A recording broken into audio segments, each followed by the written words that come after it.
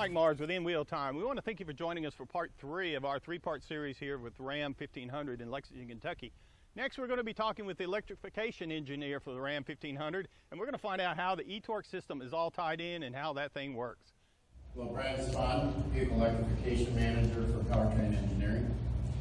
Let's transition from the chassis element to the powertrain element. If you guys want to take a quick look at some of the other stuff here, we're going to use this monitor to try to help transition that activity, as we have a lot of big parts and then some smaller parts. So in the area of the transmission I'm going to talk through because it's over here on the right with me. But the transmission is a Generation 2 upgrade. So this is an area, as well as all the material I'm going to talk about, that's not necessarily in your book. So this is the stuff that you want to pay close attention to, and hopefully, if I do a good job, you'll get a lot from this. But at the same time, if there's questions, feel free. We're gonna answer your questions if we can. So in the transmission, we got a Generation 2 microprocessor and gear efficiency upgrade that allows us to couple the control system with the eTorque mild hybrid microprocessor and engine controller.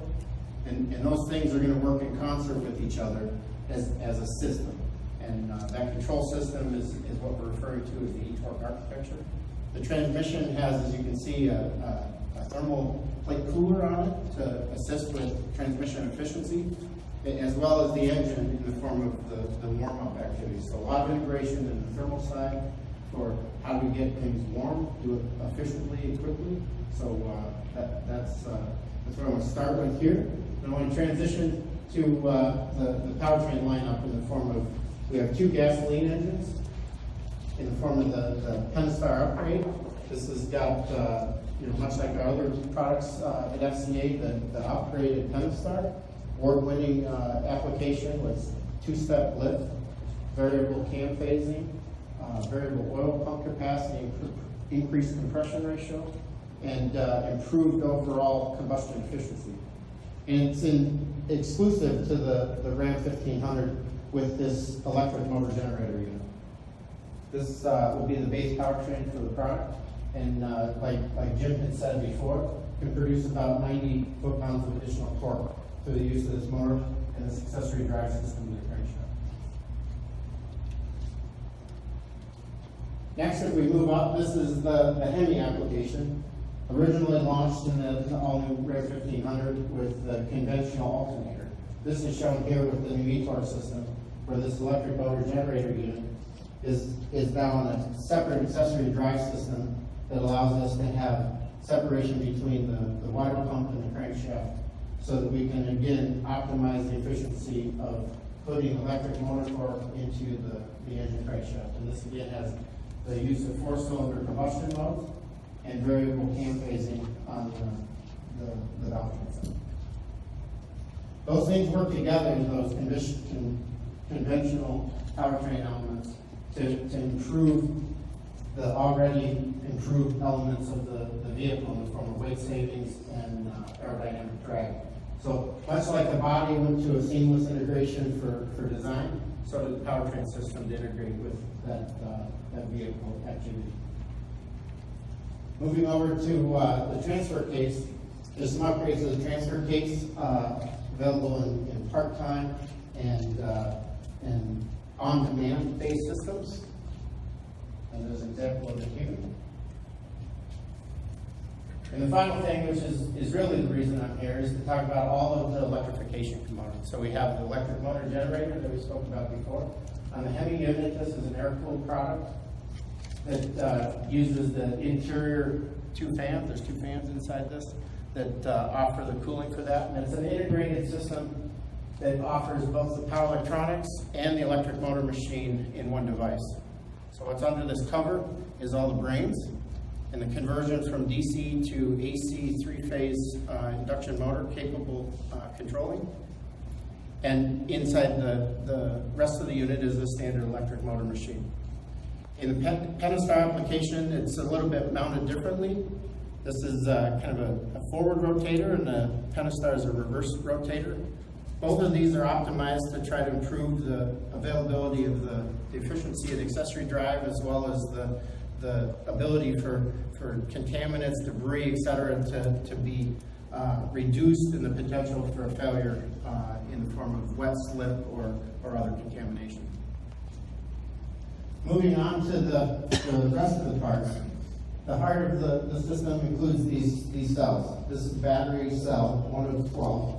It's inside the power pack unit. The power pack unit is this device here. You can see this cell then sits inside two separate sets of 6 in here with an internal fan and a DC to DC converter that allows the 48-volt battery to be set down to the 12-volt voltage, so that the system has the ability to power the conventional product in the form of all the vehicle 12-volt accessories.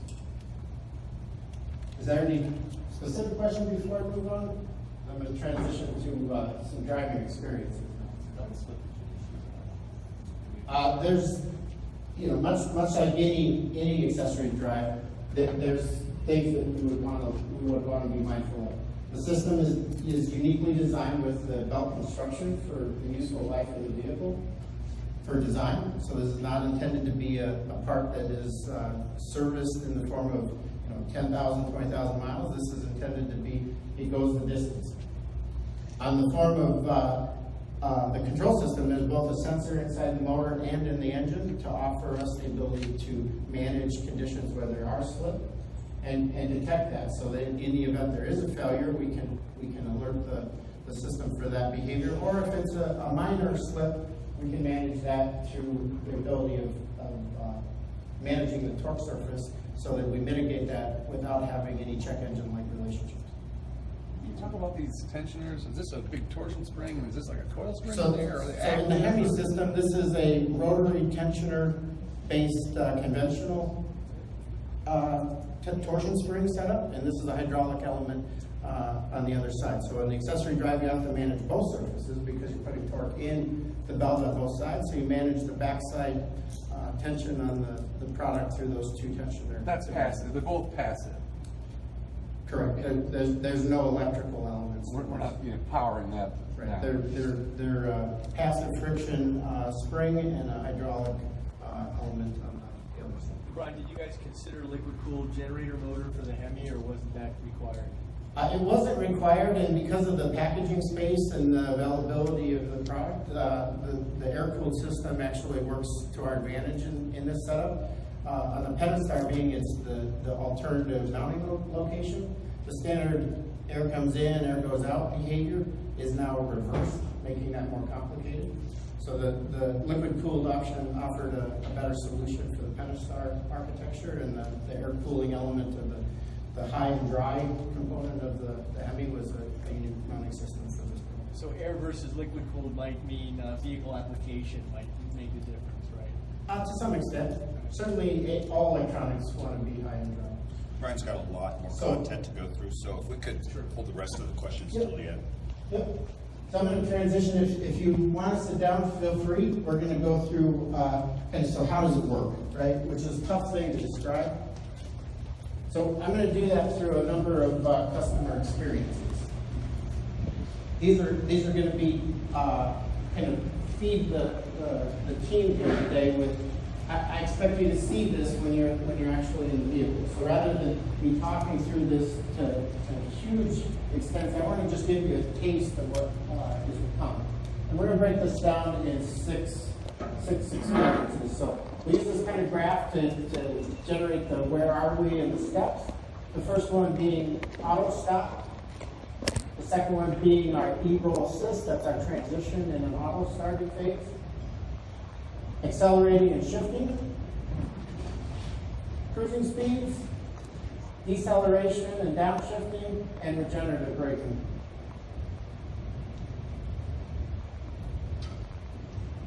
So the first step is auto stop, and much like we've described in all of the seamless integration that exists within the weight savings and body and design, that the powertrain system has that same methodology as well. We use the eTorque managed speed control, and a graphic here kind of describes what's going on here. This is an attempt to show what is a typical auto stop look like, where we take the engine from its idle RPM and we run it down a very smooth transition. But that smooth transition in a very giant, big engine isn't completely seamless unless you do something with it. So between the transmission and the motor generator unit, we apply an actual correction activity to manage that speed response, giving the actual response of the engine a very, very smooth and pleasing feel, so that we can provide that disturbance-free sensation. The next thing we do, because we have a 48-volt battery and a 12-volt battery, is we can use this DC to DC converter in the auto stop conditions to continue to power all of the accessories. So rather than shutting things off or delaying them during operation, all of the 12-volt accessories are still powered during that activity with the use of the high voltage battery with the lower voltage battery in concert. That activity allows us to offer auto stop durations for up to 10 minutes in the event you're in extremely heavy stop and go traffic or waiting for a train, that type of thing. We have auto stop durations of up to 10 minutes. Because we have a more conventional system in the form of the compressor and the water pump, those systems require the engine rotation to make them functional.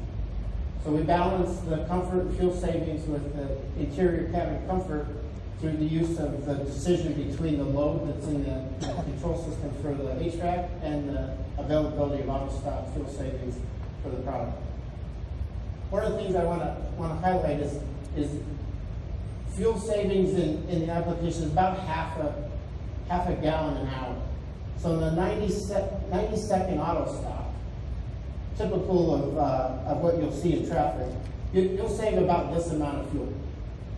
And this amount of fuel, of course, adds up as you add multiple auto stops per day.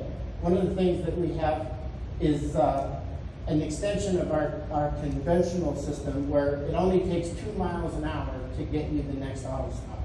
So once you get to a stop, you have to then accelerate to beyond 2 miles an hour to then achieve a second auto stop.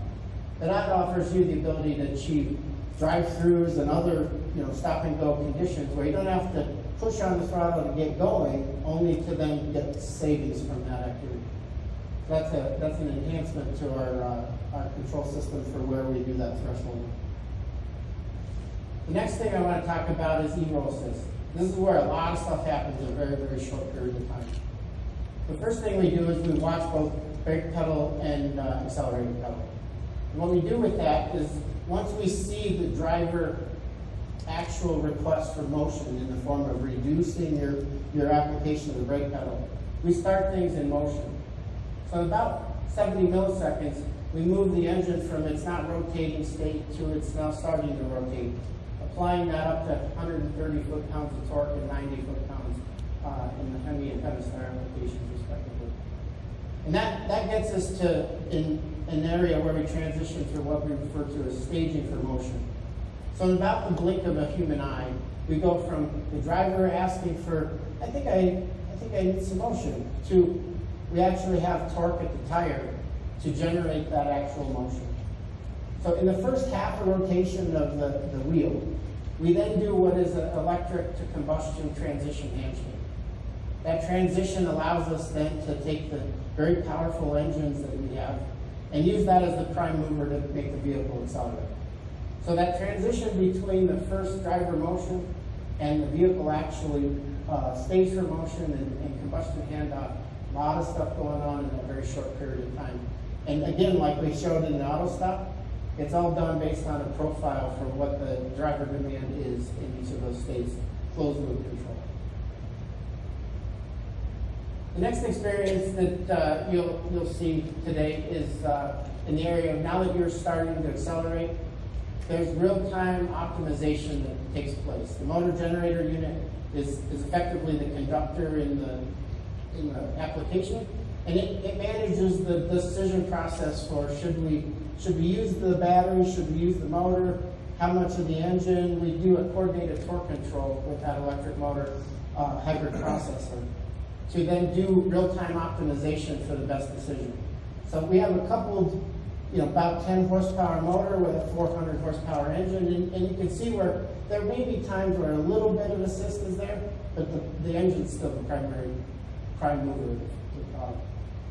The one thing that we do have an option now to do is to maintain seamlessness across shifts. So as you move from third gear to fourth gear, for instance, the engine is now at a higher elevated engine speed and needs to be moved to a lower engine speed. So in those transitions, conventionally, you would use the lag of the transmission, you'd use the vehicle for a little momentum shift. In this case, we use the electric motor to help manage that additional inertial energy that's spinning at a higher rate and push a little bit of charge back into the battery across each shift.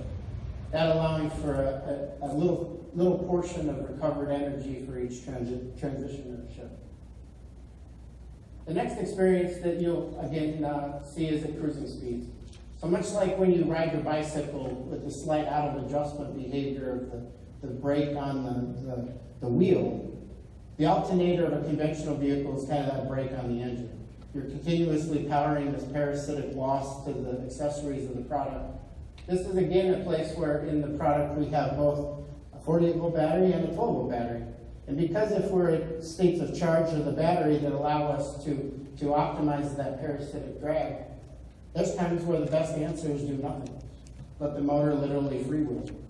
So in those cases, again, the 12-volt generation is done through the 48-volt battery without any assistance of the engine. Now you can't do that forever.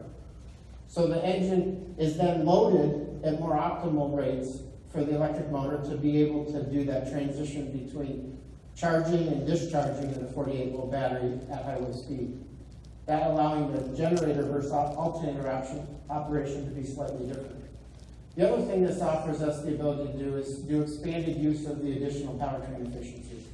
The four-cylinder mode extension with the AMC and ATMM behavior is also coupled with the eTorque motor with the ability for thresholding of how far in the torque surface do we allow the optimization of the product. Now going downhill, kind of slowing the vehicle back down on the backside. This is where the best thing to do is turn the fuel off, right? So we do that with very aggressive coast fuel shutoff activity.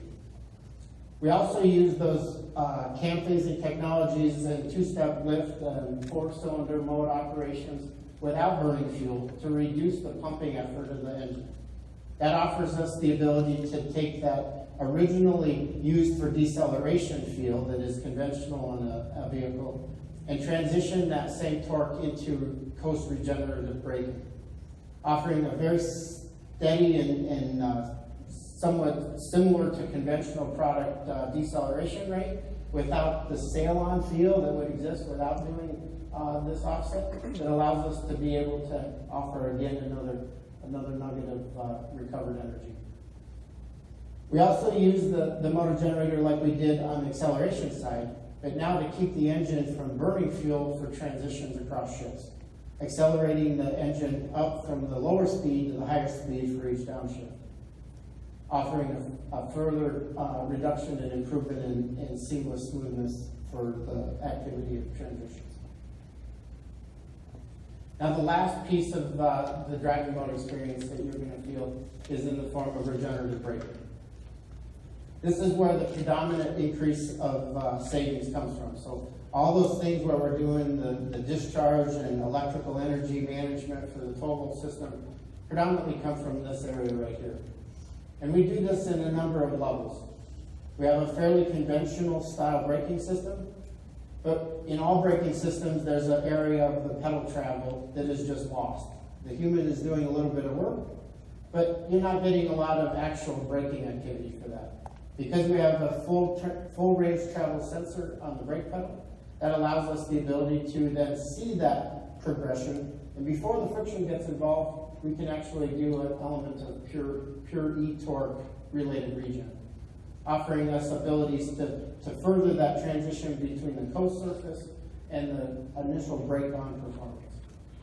So of course, as you have a 5,500-pound vehicle with significant towing capacity, that 10 horsepower motor is not going to do all the job of deceleration. So we blend that in, but we retain the original torque that was generated by the motors. So the friction surface now works on top of the electric motor surface, offering us a blended operation. However, we don't do that for all conditions. We blend that out at about 10 miles an hour, because as you transition between each gear shift in the transmission, you end up with a torque multiplication activity.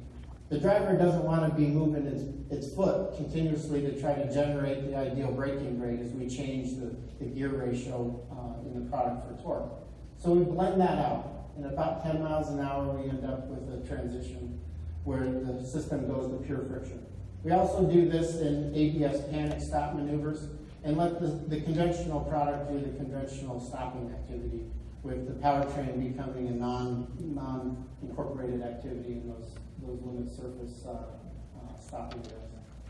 But one of the cool things that this allows us to do is, much like you have peak electrical charge rates and off-peak related charge rates, because we're in a condition with an electric battery that has about 130 watt hours of usable energy in it, you can see that will fill up rather quickly with the size of vehicle we have.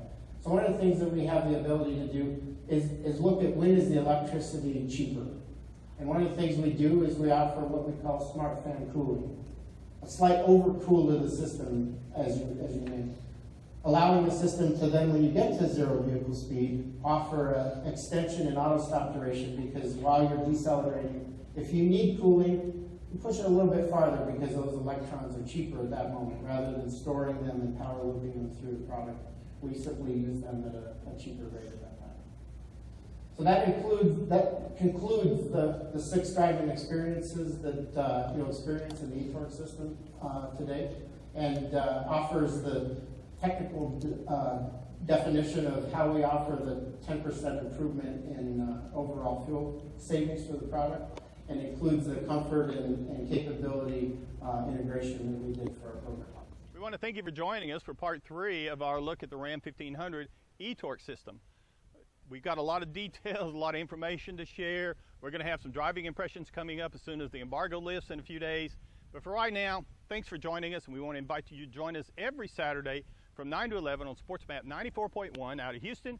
You can pick us up on the SportsMap app. You can pick us up on Facebook Live right here, and from our website at inwheeltime.com. So until next time, travel safe.